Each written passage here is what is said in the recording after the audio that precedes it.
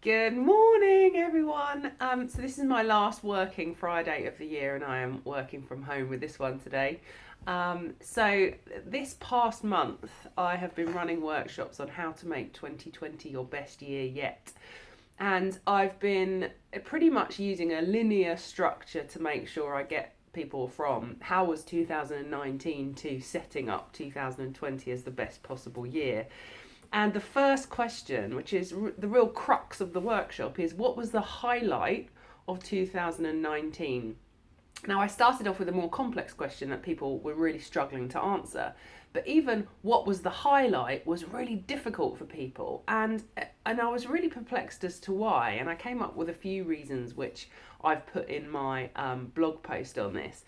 One of them was they just forgot. They could not remember past this week of buying Christmas presents and getting ready for the end of the year.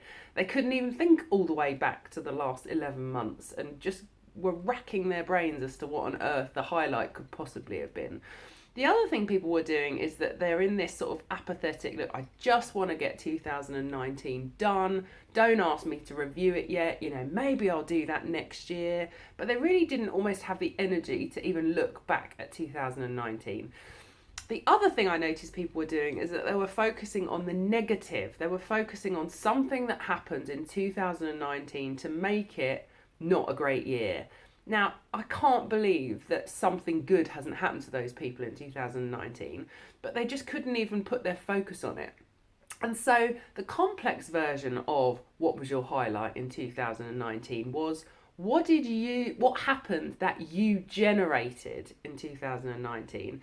And it's a really loaded question, because what I wanted people to associate the highlight with was something that they contributed in order that happened.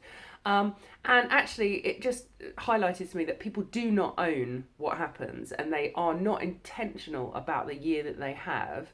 And if they get that way, that's how 2020 will get better. So one of the reasons, or one of the ways that I've solved this problem is with a jolly jar. This is quite a snazzy jolly jar. So this is the jar that when you're in primary school, I'm pretty sure it's only primary school, there's a tombola at the Christmas fair, and you pay to get a raffle ticket, and all of these jars have got a raffle ticket number on the top. And so say you pick out number 25 like I did. 25 is on this jar, and this is the jar you win. And it's normally filled with sweets and toys, and pretty much the jar is redundant for the rest of the year, right? And so you might shove it in the loft with the rest of the stuff, and then next year's primary school fair comes up and you dust it off and you go again. Now, some people get a jar of sauce that they've washed out, and they may or may not decorate it. They might just put wrapping paper over the top. This is a particularly nice jar, look, and someone's taken the time to paint in glitter paint on it. And so when we won this jar, I really didn't want to just chuck it in the loft. I thought I want to make use of it, and I came up with this idea. As you can see inside, every Friday I get a bit of paper and I write down the highlight of the week.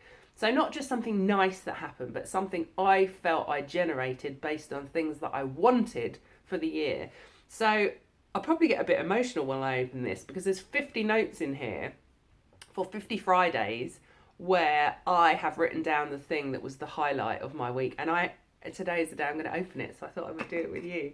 So I'm going to tip all 50 out, and then we're going to pick. We're not going to take you all through all 50, but we're going to pick 5. Do you want to pick one, Elise? Now, this could be a January one. It could be last week. Let's see. Okay, so this is interesting. So this is from the 10th of January. Where I realised that there was a format for the retreat that I ran in January, where I created a thought filter that created really dramatic results for people on that retreat. If you were on that retreat and you remember the filter, comment below about how it's helped you this year. Everything I do at a retreat is designed to be intentional so that it sets you up for better shape of what you want. It focuses you on what you want and how you can be the best version of yourself to get there. And this is the point at which I created that structure, which is also going to be in my book that comes out next year. And I also made a profit from that retreat. I don't normally. By the time I've paid for venues and food and gifts and stuff, I at that point wasn't making a profit, and that was the first time I made a profit. So to report that on the 10th of January, quite a big deal for a business owner. Do you want to pick another one? Okay, let's see. When's this going to be from? I try and write the date on all of them so that I remember. I haven't on this one. Oh, yes, I have. I gave the talk of my life at European Women in Tech. 3 days before I lost my voice, I could not utter a single word. I was flying to Amsterdam to talk about imposter syndrome, and I have a really innovative way to snap people out of it really quickly. The energy in the room was amazing. Everyone was really just engaged. I could see light in everyone's eyes, and people were laughing and engaging and asking questions. And it was so much fun. And literally my voice came back about an hour and a half before. So that was on the 27th of November. Okay, I'm going to pick one now. This one.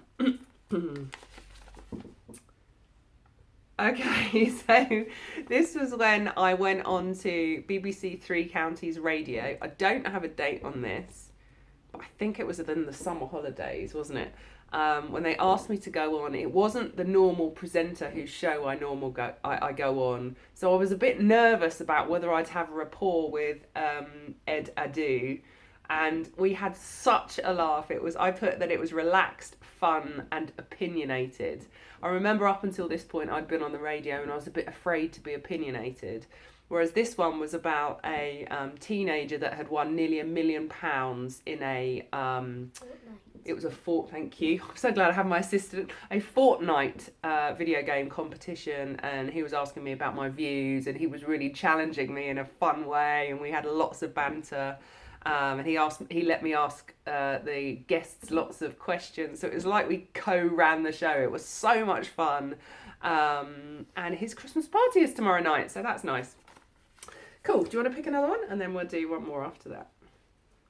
Do you see how the energy is high with this stuff? This is stuff that you take for granted, that you generated. You know, my intention was to be a speaker for 2019. And so far I've picked out 2 notes that were one about being a speaker on a stage in Amsterdam, one about being a speaker on the radio, one about being a speaker at my retreat. And this one is another speaking one. This was in the 17th of Jan, where I ran a webinar for the Professional Women's Network on judgment and how to stop fearing it and start leveraging it. Again, that kick-started a number of things for me this year. I can link back to that, meeting some really lovely women online. I had some great follow-up conversations. One of those came to my retreat, flew in for my retreat in September. So again, that was a significant point in my speaking journey, and the purpose of which was to ultimately grow my business. So one more. Is it going to be a personal one? Is it going to be a business one? Let's have a look. It's a small one. This is one of your notebooks. I won my first trade. So I learnt to trade in February. I can't remember when this was. It was probably around April. And I won my first trade. I had lost about 12 foreign currency market trades between learning and this point, and I won my first trade. So this was a huge highlight for me. So listen, I'm not going to take you through the other 45 notes. I am now going to sit here and congratulate myself on them. But do you see that I would never have been able to, if I'd been in a seminar on how to make 2020 the best year yet, I would never have been able to just pluck those things from my head. They would have either paled into insignificance compared to other things that were more recent.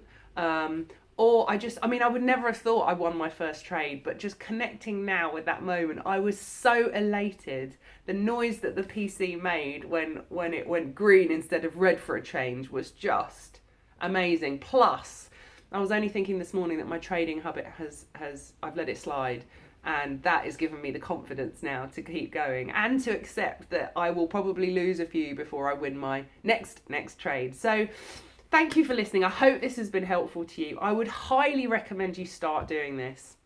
You know, do it maybe at the same time every week like I do. It makes sense to me to do it on a Friday. Friday's a sort of closing time to the week. It means I can focus on the one thing that I said I was going to do this year, which was to stretch my mindset and speak more in order to grow my business. And trading was part of me stretching my mindset. It was a very deliberate move on my part to get more calculated in how I keep going until I win.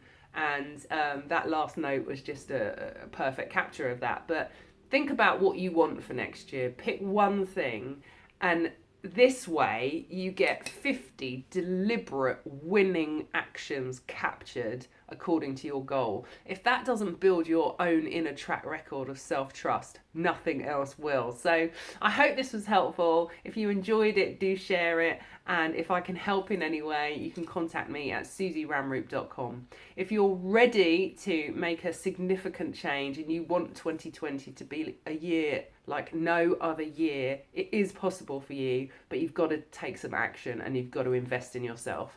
If you want to do that, you can book a call at susieramroop.com/booking. I wish you a really, really Merry Christmas, a fantastic end to the year, and I look forward to kicking off 2020 with you. Take care.